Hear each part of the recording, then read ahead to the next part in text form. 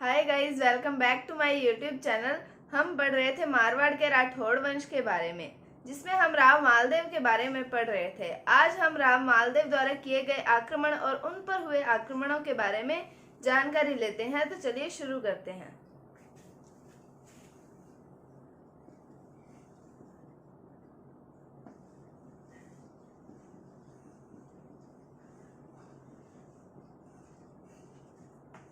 तो सबसे पहला युद्ध आता है पहोबा का युद्ध।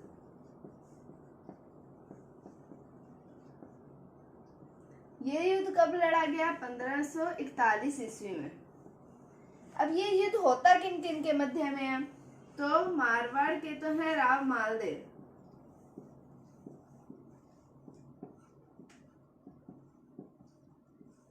और बीकानेर के हैं राव जैतसी।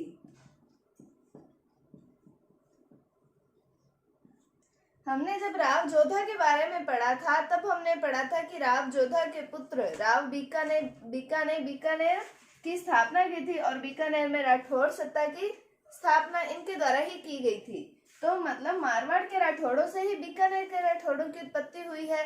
तो पर राव मालदेव जो है, इनको करना है अपने क्षेत्र का विस्तार, तो फिर ये करेंगे इन पर आक्रमण। तो इनके साथ में दो हैं इनके सेनापति, जिनका नाम आता है जेता और कुप्पा। और राव जैतसी के दो पुत्र हैं, जिनका नाम आता है कल्याणमल और भीम। तो अब राव मालदेव के द्वारा बीकानेर पर किया जाता है आक्रमण।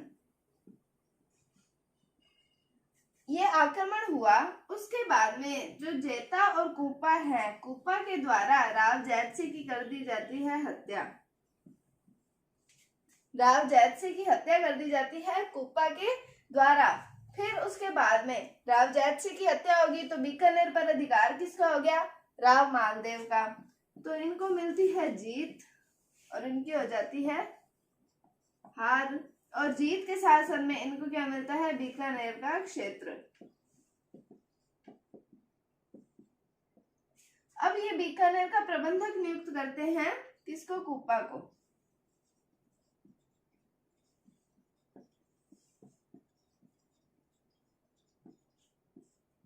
तो ये कुप्पा को बीकानेर का प्रबंधक नियुक्त कर देते हैं। तो फिर अगर हम 1541 ईस्वी में दिल्ली सल्तनत की बात करें, तो दिल्ली में हमने पढ़ा था हुमायूं का टाइम पीरियड आता है 1530 से 40 तक। फिर उसके बाद में बीच में आता है सूरी वंश, और उसके बाद फिर हुमायूं का टाइम पीरियड आता है 1555 से 56 ईस्वी तक। फिर हम देखते हैं कि बीच में जो 1540 से बाद में और 1555 से पहले तक का टाइम पीरियड आता है सूरी वंश का। और सूरी वंश में संस्थापक कौन है? शेरशाह सूरी। तो 1541 ईस्वी में कौन हुए दिल्ली में? शेरशाह सूरी। तो ये जो कल्याणमल और भीम है, ये चले जाते हैं शेरशाह सूरी के पास में। तो फिर ये इसको उकसाते हैं, शेरशाह सूरी को उकसाते हैं कि ये मारवाड़ के जो राव मालदेव है, इन पर करे आक्रमण। तो ये क्या था? ये था पहोबा का युद्ध। क्या था इसके अंदर? राव मालदेव और राव जैतसी के मध्य ये युद्ध हुआ, जिसमें राव मालदेव के दो सेनापति आते हैं, जेता और कुप्पा, और राव जैतसी के दो पुत्र आते हैं, कल्याणमल और भीम। उसके बाद में राव मालदेव द्वारा आक्रमण किया जाता है बीकानेर पर, जिसमें जो कुप्पा है वो हत्या कर देता है राव जैतसी की, जिसके कारण उनकी हार होगी, इनकी जीत होगी और इन्हें बीकानेर का क्षेत्र मिल गया। फिर कुप्पा को बीकानेर का प्रबंधक नियुक्त किया जाता है, और कल्याणमल और भीम दिल्ली सल्तनत के जो शासक है, कौन है? सूरी वंश का शासन चल रहा है, और शेरशाह सूरी इसके संस्थापक थे। तो 1541 ईस्वी में शेरशाह सूरी के पास कौन चले जाते हैं? कल्याणमल और भीम, और ये इनको उकसाते हैं कि ये करें इन पर आक्रमण और इन्हें बीकानेर वापस दिलवाएं। तो अब हम देखते हैं कि शेरशाह सूरी और राव मालदेव के मध्य युद्ध होता है, गिरी सुमेल का युद्ध, जिसे जैतारण का युद्ध भी कहा जाता है। तो चलिए इसको पढ़ते हैं अब।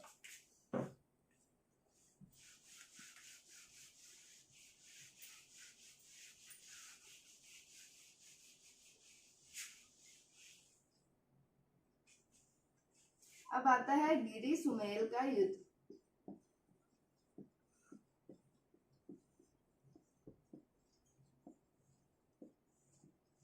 गिरी सुमेल का युद्ध या इसे कहा जाता है जैतारण का युद्ध। जैतारण कहाँ पर है? जैतारण पाली में है। तो हमने देखा मारवाड़ के तो हैं मालदेव और दिल्ली में है शेरशाह सूरी।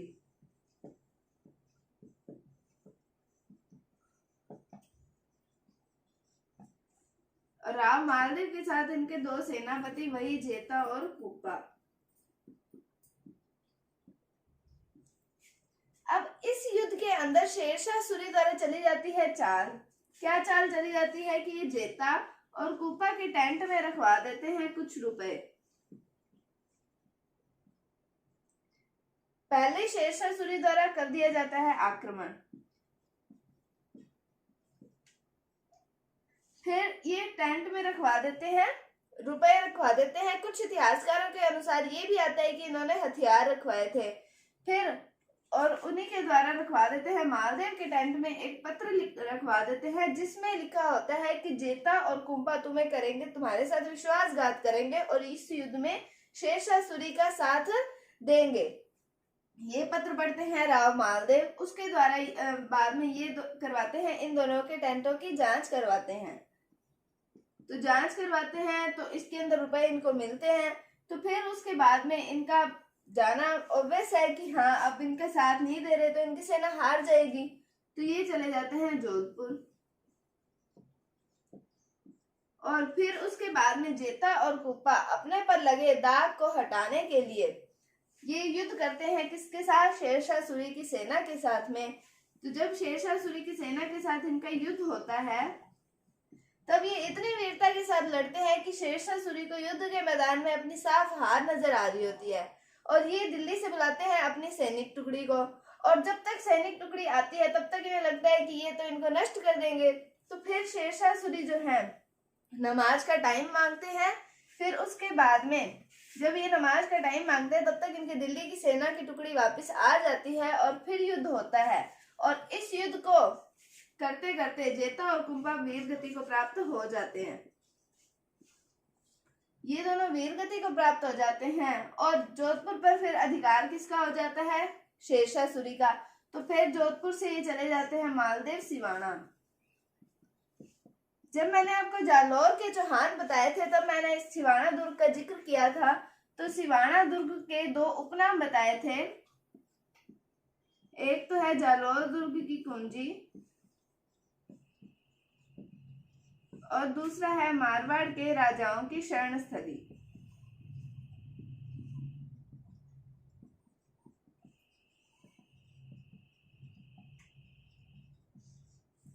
तो अब देखे जाए तो मारवाड़ के शासक है राव मालदेव, वो जाके सिवाना में शरण ले रहे हैं। तो ये होगी मारवाड़ के राजाओं की शरण स्थली। अब इस युद्ध में जब शेरशाह सूरी की हो जाती है जीत और जीतने के बाद में शेरशाह सूरी ये कहता है कि मैं मुट्ठी भर बाजरे के लिए हिंदुस्तान की बादशाहत को देता।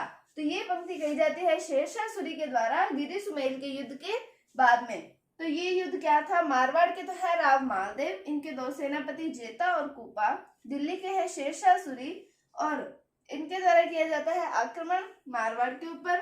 तो जेता और कुप्पा जो हैं इनके टेंट में ये रखवा देते हैं कुछ रुपए और मालदेव के टेंट में पत्र रखवा देते हैं कि जेता और कुप्पा द्वारा तुम्हारे साथ विश्वासघात किया जाएगा, जिस कारण ये इनकी टेंटों की जांच करवाते हैं और इन्हें रुपए मिलते हैं। तो विश्वासघात होने के डर से ये चले जाते हैं जोधपुर और जेता और कुप्पा अपने पर लगे इस दाग को मिटाने के लिए युद्ध में तब तक लड़ते हैं जब तक ये वीरगति को प्राप्त नहीं होंगे।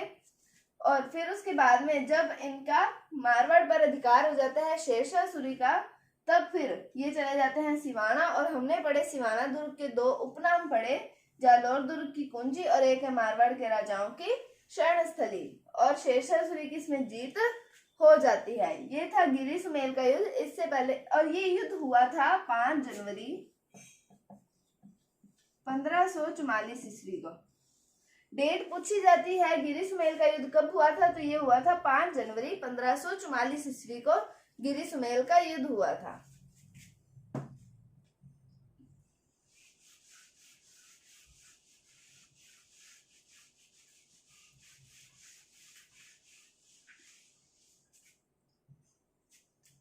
फिर देखते हैं कि शेरशाह सूरी जो है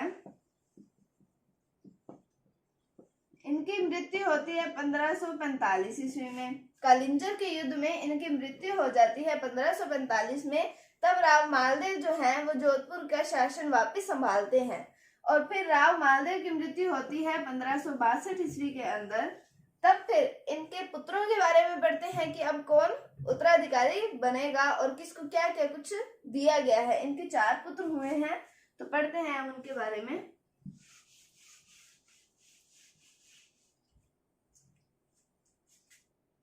तो मालदेव के पुत्र हुए हैं 4। पहले का नाम है राम, दूसरे का नाम है उदय सिंह। उदय सिंह, ये मोटा राजा उदय सिंह नाम से इन्हें जाना जाता है। तीसरे का नाम आता है चंद्रसेन और चौथे का नाम आता है रायमल।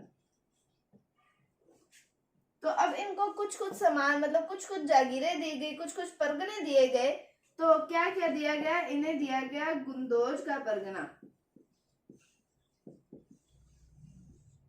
इन्हें गुंदोज का परगना दिया गया। गुंदोज पड़ता है पाली में। फिर इन्हें दिया गया फलोदी का परगना, और ये फलोदी पड़ता है उदयपुर में, जोधपुर में सॉरी। और चंद्रसेन को बनाया गया उत्तराधिकारी और रायमल को दिया गया सिवाना का परगना। तो इन सब में दे दिया, राम को दिया गुंदोज का परगना, उदय सिंह को दिया फलोदी का परगना और रायमल को दिया सिवाना का परगना और चंद्रसेन को बनाया उत्तराधिकारी। और चंद्रसेन करेंगे अब शासन 1562 से 1581 ईस्वी तक। तो कल हम पढ़ेंगे राव चंद्रसेन के बारे में। अगर आपको मालदेव के बारे में जो कुछ भी बताया है उसमें कोई डाउट है तो आप कमेंट सेक्शन में पूछ सकते हैं। अगर आपको वीडियो थोड़ी सी भी अच्छी लगी है तो इसे लाइक कीजिए, शेयर कीजिए और चैनल को सब्सक्राइब जरूर कीजिए। Thank you, thanks for watching, bye bye.